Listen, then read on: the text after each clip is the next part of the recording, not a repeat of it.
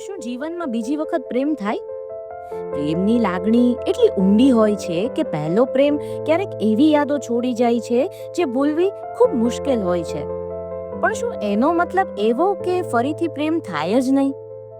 ના, પ્રેમ ક્યારેય ઓછો નથી થતો.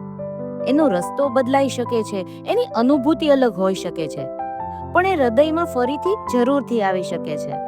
જેમ તૂટેલા કાચના ટુકડાઓથી એક નવો મોઝેક બની શકે, એમ જ તૂટેલા હૃદયમાં પણ એક નવો અને સુંદર સંબંધ બંધાઈ શકે છે.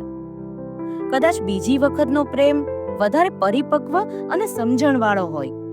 એમાં પહેલા પ્રેમની જેમ ઉતાવળ નહીં હોય, પણ એકબીજા માટે ઊંડો આદર અને સ્નેહ જરૂર હશે.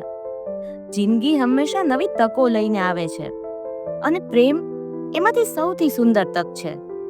તમારું શું માનવું છે?